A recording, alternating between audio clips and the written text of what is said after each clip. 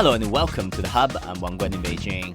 The BRICS Business Forum was held in Beijing on Wednesday, which brought together state and business leaders from the BRICS and other emerging economies. Now, BRICS is the acronym for Brazil, Russia, India, China, and South Africa. As this year's rotating chair, China is expanding the bloc into BRICS Plus. At the opening ceremony, Chinese President Xi Jinping addressed the forum and called for more collaboration instead of confrontation. Sometimes smooth, sometimes rough, but always moving forward. Although the international situation is constantly changing, the trend of open development will not.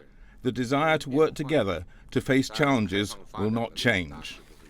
After the ceremony, I had the privilege of hosting a panel discussion titled Uphold the Concept of Openness and Promote World Economic Recovery. And it was a real honor to have a very distinguished panel of guests. They are Mr. Wang Shouwen, Vice Minister of Commerce of China. He's also the Deputy China International Trade Representative. Mr. Sergey Katyrin, President of the Chamber of Commerce and Industry of the Russian Federation. Mr. Sanjiv Mehta, President of the Federation of Indian Chambers of Commerce and Industry. Mr. Chen Siqing, Chairman of the Industrial and Commercial Bank of China. Madame Busi Mabuza, Chairperson of the Industrial Development Corporation of South Africa. And Mr. Yousef Abdullah Al-Benyan, Vice Chairman and CEO of Saudi Basic Industries Corporation. I began by inviting each of the panelists for some opening remarks on their understanding of the panel's topic, that is, the concept of openness in reviving the world economy. If we want to promote world economic recovery, the first thing to do is to support the multilateral trading system. The members of the multilateral trading system account 98% of global trade. More trade will undoubtedly increase income, reduce unemployment and poverty, and it will make a great contribution to the world economy. In the first 5 months of this year, China's trade with the 4 BRICS countries grew by 15%, which is also excellent. But compared with China's potential, there is still a huge margin for growth. Moreover, trade volume in the 5 countries accounts for 20% of global trade, but trade volume between them accounted for only 6% of their total trade. So the BRICS should trade more with each other. Free trade agreements would be an important way to release the potential. In this regard, China is ready to discuss with other BRICS countries. For the recovery of the world economy to be effective, the green economy and the digital economy also need to be developed. In addition, the cooperation of the industrial chain is of great significance. According to WTO figures, in 2021, the interruption of the industrial chain and supply chain caused a loss of $2.5 trillion to the world economy. The 5 BRICS countries are all key links in the industrial chain. Mutually ensuring the stability of the industrial chain is beneficial to the recovery of the world economy. China is willing to further open up to promote deep reforms and achieve high-quality development.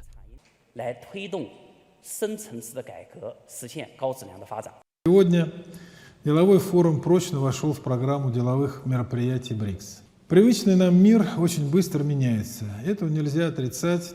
К сожалению, мы видим, как сегодня усиливаются тенденции фрагментации ранее единого процесса глобализации. Не по нашей вине появились некие разделительные линии в мировой экономике, политике и обществе. Резко возросла роль фактора неопределенности в глобальном развитии. Вследствие, по оценкам ВТО, рост мирового ВВП в 2022 году замедлится до 2,8% вместо ожидаемых 4,1%. Масштабы инфляционного давления также беспрецедентны. По прогнозу, инфляция в 2022 году достигнет 5,7% в странах с развитой экономикой и 8,7% в развивающихся странах. Несмотря на существующие трудности и введенные коллективным Западом в отношении нашей страны разного рода санкции, последовательно продолжать работу по расширению и углублению торгово-экономического сотрудничества в рамках БРИКС и с другими заинтересованными странами. Доля партнеров по БРИКС во внешнеторговом обороте нашей страны достигла 21% в 2021 году, против 7%, которые были в 2001 году. Очень динамично, невзирая на различные ограничения, развивается наша взаимная торговля в первые месяцы текущего года. В сфере транспорта и логистики, включая развитие евразийских сухопутных маршрутов, в области зеленой повестки, производственно-технологической кооперации, совместной разработки и внедрения технологий четвертой промышленной революции.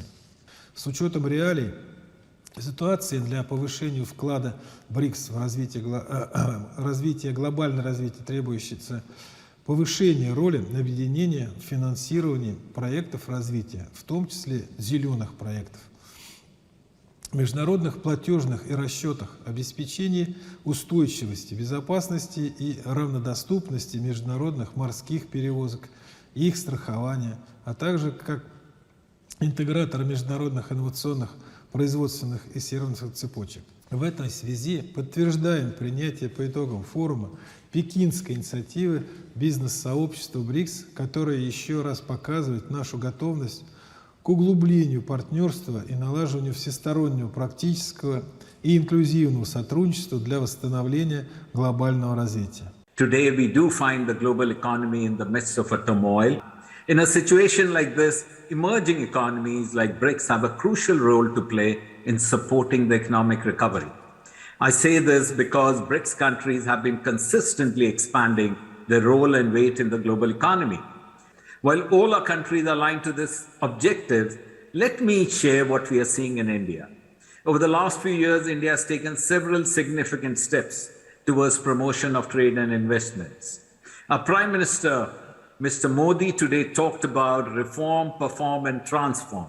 He spoke about tech-led innovation and growth, ease of doing business, national infrastructure pipeline, and the digital transformation that is underway in the country.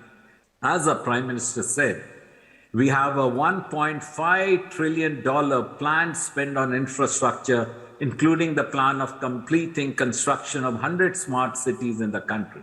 Our country has seen a massive uptake in digital penetration on the back of the government's focused efforts. Now, on the business side, how can we contribute to growth? Let me highlight two cases. First is the need to have a low-carbon, sustainable growth path given our respective net zero commitments. Take agriculture. This sector requires new-age technologies that can help in climate proofing, enhancing productivity, economizing the use of water, preventing soil erosion, and promoting agri-biodiversity. In manufacturing, we need solutions that can help in greening of the supply chains, reducing carbon emissions, promoting use of cleaner fuels, minimizing use of plastics, etc. We as businesses can learn much more from each other and co-develop such solutions that are cost-effective and scalable. Second, in infrastructure, the need is to create facilities that are intelligent and connected. We also need solutions that can help in retrofitting and upgrading old facilities that are often in congested areas. We need solutions for managing the next wave of urbanization in our countries. So through collaborative efforts, we can support our governments in promoting long-term, sustainable and inclusive growth. The combined impact of changes unseen in a century and the COVID-19 pandemic are a reminder to reflect on the current situation. It is the world's common aspiration to overcome the impact of the epidemic, promote economic recovery, and safeguard peace and stability. Today, BRICS countries have sent this positive signal and put forward an excellent proposal.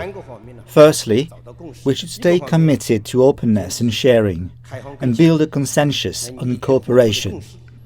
We should make full use of the platform of the BRICS Business Council to tap the potential for cooperation and deliver more practical results. At the same time, we should actively expand BRICS Plus business cooperation and get more emerging markets and developing countries on board. Secondly, we need to pursue openness and innovation and pool our capacity for transition. At a time when the world economy is undergoing transition, we should actively implement global development initiatives, deepen exchanges and cooperation on innovation, and work together to speed up transition and upgrade old drivers of economic growth. Third, countries should be open and inclusive to help improve people's livelihood. We will improve the content and the modalities of BRICS business cooperation. We will encourage resources to be allocated to poverty alleviation, education, infrastructure, and other areas of people's livelihood. Global economic recovery post the COVID-19 pandemic will rely on how we leverage such integration. And may I suggest that upholding the concept of openness is critical to whether we will succeed or not. Trade, capital, technology, and of course, importantly, innovative ideas across our different national boundaries. The pandemic created significant uncertainty and intensified challenges associated with global trade.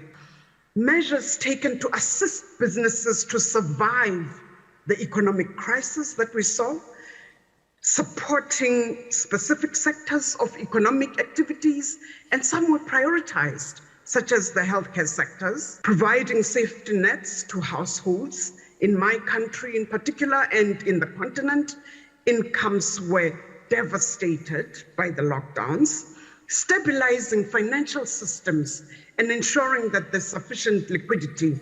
And of course, managing, we dare not forget, managing the servicing of capacity of healthcare systems. We heard from our governments, chairperson, that many governments across the world have been seeking to expedite and strengthen the economic rebound, as well as ensure the sustainability of the ensuing expansion that we expect post-COVID. We all realized as early as 2020, in fact, the need as well as the window of opportunity to rebuild economies towards a more sustainable. This is critical, Chair. We cannot leave anyone of the world population behind. For a country such as ours, South Africa, I would dare to include our neighbors in the African continent, imperatives that were already addressed by our president in the opening session, such as equity, employment creation, environmental sustainability, and of course, a just transition, remain a very prominent part of the discourse. And these, of course, overlap with sustainable development goals, thus making them so important. I would like to urge that within countries, employment and income losses were felt most acutely by workers, women, youth, and in our case, those who didn't have the advantage of being highly educated. This means structures such as the BRICS Women's Alliance are very important. We have to work hand in glove with such structures in ensuring that the recovery is shared and equally shared. Hello, everyone. My dear friend, His Excellency, the Vice Minister, Mr. Wang. We miss China. I look forward for the next visit. My dear distinguished panelists, it's very nice to stay the last speaker, but it's make it very difficult because most of what I have really shared in my remarks, my colleagues and distinguished panelists, they have already brought it up into the stage. And this is good news that we as the business leaders and government officials are really aligned on the key challenges that the industry need to deal with. I just want to really focus on President Xi Jinping's messages today. He has highlighted very important elements to re-energize what our conference after promote the world economic recovery, inclusiveness. If we really take inclusiveness to the maximum extent, I think means this is help globalizations, free trades, and help also cross-border trade to make sure that we contribute to the global economy. We do have also very important elements to have varied and extensive trade flows become the more resilient for the global economy and will be predictable to help the future growth. We do have also concern about the security of food, energy, medical supplies, and clean water. How can we resolve this issue? If countries had wider choice from where they import goods, whether finished goods, semi-finished goods, or even a raw material. Looking at the longer term, I would advocate for a greater investment of capital and a greater exchange of know-how around the world. To my mind, therefore, the key questions for this panel is, how can we more trade, investment, and knowledge by quickly freed up around the world? I think the answer is very clear. Wider and deeper collaborations at multiple levels in multiple areas among multiple countries. Public and private sectors, governments and non-governmental organizations all need to work closely together to promote the world exchange that can make the economy more robust while driving sustainable development forward. And if I, who come from an outside the BRICS country, can exemplify the increased openness that around the world sorely see, then I would be extremely satisfied with my participation here today. Especially, I'm coming from a country with a very clear vision, 2030, that it really supports free trade and cross-border, in the same times welcome foreign investments as much as encourage its business to go and invest globally on the right platform in the right environments. I also asked Mr. Wang Shouwen, China's Vice Minister of Commerce, about the concrete outcomes from the 12th BRICS Trade Ministers Meeting held earlier this month. Our achievements are reflected in the following aspects. During this meeting, the parties agreed on supporting the multilateral trading system, strengthening the necessary reform of the World Trade Organization. We also looked at other important issues, such as reviving the appellate body as soon as possible, agreeing on fisheries subsidies as soon as possible, but also discussing food security and agreeing on an intellectual property waiver, especially patents, on vaccines. I'm very glad that the majority of WTO members have heard the voice of the BRICS. At the 12th ministerial meeting that ended last week, we reached a package agreement, which included the topics discussed by the BRICS. Secondly, we discussed the digital economy and implemented the BRICS Digital Economy Partnership Framework, which is rich in content, including how to encourage SMEs to play a role in the digital economy, including the digitization of the BRICS countries' ports and improving trade facilitation through the digital economy. Thirdly, we have formulated a supply chain initiative, the BRICS Supply Chain Cooperation Initiative. The WTO published the research, and the conclusion is that the world's industrial chain today is an integrated entity. If the world's industrial chain is divided into two trading groups, the world's actual level of GDP will go down by 5% in the long run. It will be as harmful as the financial crisis in the developed countries in 2008. That is why our trade ministers believe that the stability of the industrial and supply chains is very important, and this is why we have formulated this initiative. Fourthly, the initiative on trade, investment, and sustainable development addresses what real green development is about, opposes trade protectionism under the guise of green development, and maps out the specific paths for trade, investment, and green development. Mr. Mehta, you spoke about the imperative, the need to pursue sustainable and inclusive growth. And in this context, you also touch upon the agricultural sector in India. Can you elaborate more on what can be done in this regard, especially against the BRICS or the BRICS Plus background? Let me highlight a few. First is application of biotechnology in the farm sector. It can help us produce more with limited available natural resources and without further damaging the agroecological system and accentuating the carbon footprint. There are a range of biotechnological approaches, including both the traditional ones like selective breeding and fermentation techniques, and modern ones such as molecular breeding that can contribute towards achieving food security. Second is, while increasing agricultural productivity, we must leverage new age technologies that not only reduce post-harvest losses, but also maintain quality of post-harvest produce. This may relate to scientific storage mechanisms as well as technologies to enhance shelf life of perishables. Third is focus on digital agriculture. And here we can facilitate exchange of information on utilizing digital farmer service platforms and application of digital technologies for sustainable pest and disease management, enhancing export competitiveness by deploying modern traceability systems. We must also promote development of agri-tech startups.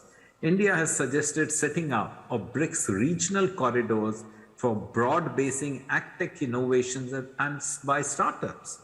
Fourth is the use of precision technologies. The World Economic Forum estimates that if 15 to 25% of farms adopt precision agriculture, global yields could be increased by 10 to 15% by 2030, while greenhouse gas emission and water use could be reduced by 10 and 20% respectively.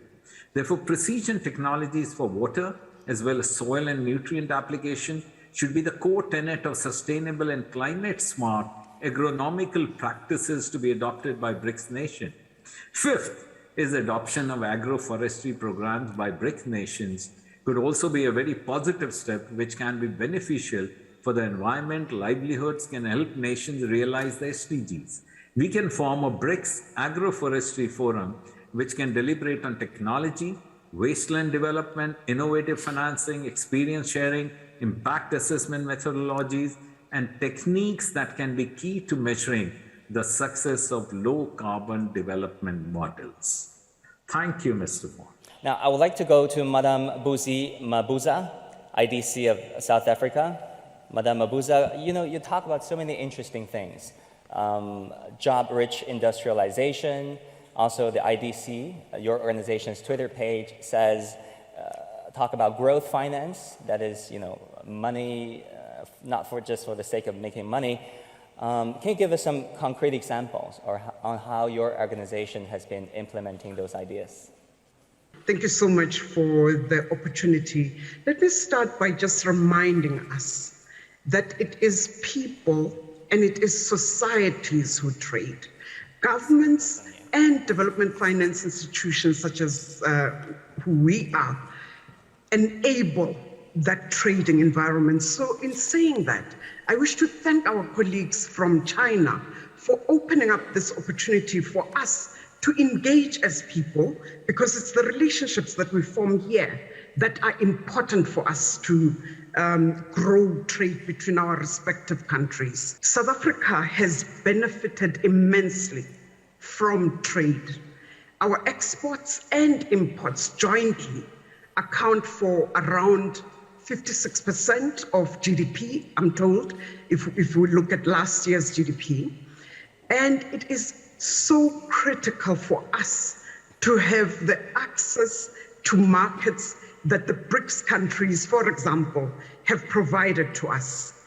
The Industrial Development Corporation works in partnership with the private sector. So an example, fixed investment activity in South Africa is driven by the private sector. 72% of fixed investment is accounted for by the private sector in South Africa. So the IDC works hand in glove with the private sector in ensuring that we are touching all sectors of our economy.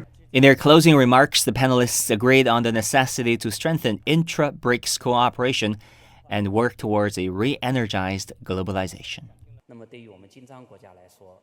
For BRICS countries, emerging markets and developing countries, it is in our common interest to work together to address these challenges. We need to stick to true multilateralism and open regionalism. I believe it is our duty to work with our governments to help address the situation and mitigate the impact. The BRICS Business Forum provides us with the right platform where we can pool in our ideas and make specific suggestions to the authorities. I would like to thank the organizing team in China for putting together a very well-structured conference agenda, and I'm sure all of us have gained much through this deliberations and discussions. The Industrial and Commercial Bank of China and BRICS Business Council will work together with you, colleagues from the business community, uphold the open, inclusive, cooperative and win-win spirit of the BRICS, actively promote the construction of an open world economy with a cumulative kinetic energy, with innovation to inspire potential, to build the future of cooperation in order to promote the world's economic recovery together and generate more BRICS wisdom. We will bring more BRICS strength for a stronger and more sustainable global development. Let me conclude by urging all of us to continue seeking ways that we can make the economic recovery as inclusive as possible. We need that for this recovery to be sustainable for all of us in the world.